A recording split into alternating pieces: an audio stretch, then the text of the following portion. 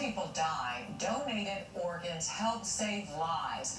But the practice of harvesting body parts, which is fueling a booming biotech market, is now coming under scrutiny. A Los Angeles Times investigation found dozens of death investigations across the country, including here in Southern California, were complicated or upended after body parts were harvested before coroners perform autopsies. The LA Times took a close look at these so-called body brokers. You may believe that when you die, your organs will only be taken if you are a registered organ donor, and then will be given to those in need. But that's not always the case. When you die, the hospital must call an organ and tissue procurement company to report your death. This is the law, even if you haven't signed up to donate your organs. If you register to be a donor, the company can immediately harvest your organs and tissues. You will likely be giving your bones, skin, and other tissues and not your heart, liver, or other vital organs that can extend the lives of others. That's because only about 2% of deaths qualify to be organ donors. Those who suffered severe head injuries or strokes or other accidents that left them brain dead. Hospitals place those people on ventilators until they can find recipients for their organs. For registered donors, procurement companies don't need approval from a family member, and if family members disagree with the donation, they can't stop it. These companies say they view every person who dies as a potential donor of bones, skin, and other tissues. If you have not signed up as a donor, the company will ask your family members to allow them to harvest your body parts anyway. If the coroner or hospital can't find your family, the company can still harvest your organs and tissues. California law says that a hospital executive or the coroner can make you a donor if they can't find your next of kin after a 12-hour search. Almost all cases where hospital administrators authorize donation were organ cases. The tissues the companies want, including your skin, bones, veins, fat, and those tissues are worth a lot of money. A single body can supply the raw materials for products that sell for hundreds of thousands of dollars. A processed piece of human skin, slightly larger than a dollar bill, is billed to hospitals at $3,025. A single Achilles tendon, one of 14 tendons the companies can harvest from a body, brings in $2,142. A single human femur can be ground up and processed to create bone products that sell for nearly $8,000. These companies have created a multi-billion-dollar industry harvesting tissues and organs.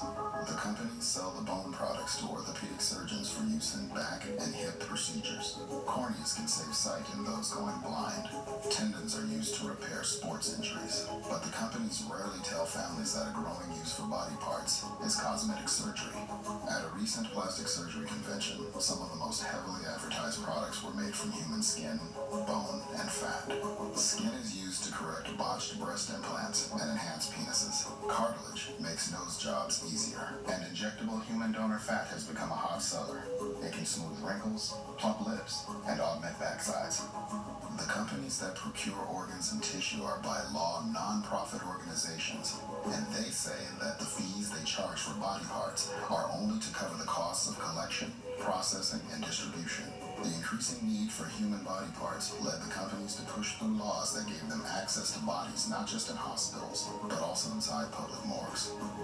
To comply with those laws, coroners across the country are now allowing harvesting of bodies before they perform an autopsy. As a result, an increasing number of death investigations have been delayed. In LA and San Diego, coroners say they were still able to do their jobs despite harvesting. So in the end, if your tissues and organs are donated, you will be helping people, but perhaps not in the way you expected. How about that? LA Times investigative reporter Melody Petersen is the one who looked into multiple cases complicated by the harvesting of body parts and the close relationships between the nation's coroners and organ and tissue donation companies. Melody, I don't even know where to start. I found this shocking. Let's be really clear again. If you have checked that box, we all think we're doing the right thing, right, by donating our organs, and you do have a stroke or some sudden death event, nobody is paying, per se, for your heart or your liver. Those are donated to people in need, right? But if you've checked that box, they also have the right to take your skin and bones to be sold to a company that will profit off of it. If you don't make any designation on your donor form, you give the right to give all your body parts, including your skin and bones. Tell us how this has changed in the last few years. So the history here is very interesting because it's always been legal for body parts to be taken before the coroner's autopsy if the coroner gives approval. And the coroner's bent over backwards to try to allow organ donations, even in sensitive death investigations. But the companies also wanted the opportunity to get skin and bone from bodies, and the coroners were not as happy with that. They wanted to finish their work first before they took those extra pieces of us. Exactly, so that it wouldn't damage their investigations. So about a decade ago, the industry helped to write these laws that were passed across the country that forced the coroner to cooperate with them to maximize these donations. They waved around studies, these lobbyists, when they were trying to get lawmakers along with this, that said, look, it's not gonna hurt anything. This won't complicate investigations at all. What did you later learn about the studies that were used in the lobbying effort? Well, the studies say there's never been a case where a coroner's autopsy has been complicated by the donation of organs or tissues, but we found dozens of cases across the country.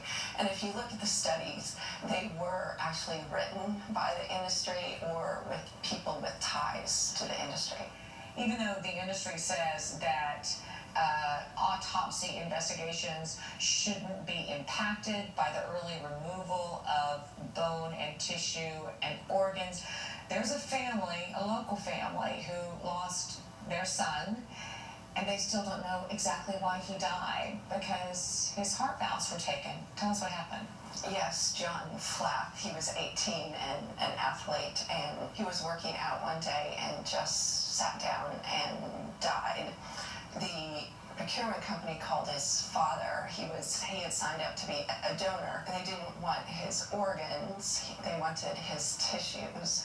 And his father said, well, you can't do this because coroner has jurisdiction here and is going to do an autopsy. But the company said, we're going to do it anyway. We have permission from the coroner.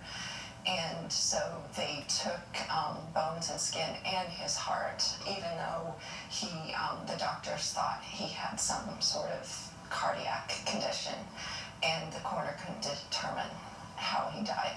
And they had taken the heart valves out, the procurement company. Why? The valves are taken and sold as medical devices. And in the end, the coroner could not be absolutely certain what killed this boy. Right. And so the father wanted to sue, but then the case was finally dismissed. Right. One of the other laws the companies have lobbied and gotten passed across the country is to make it very hard to sue them if something goes wrong. So both the coroner and the company are protected from most lawsuits. All right, and in fact, 24 cases in LA and San Diego County have been complicated, and there are records of those. Thank you so much. This is so fascinating and disturbing at the same time. Thanks, Melody. Coming up, house hunters look to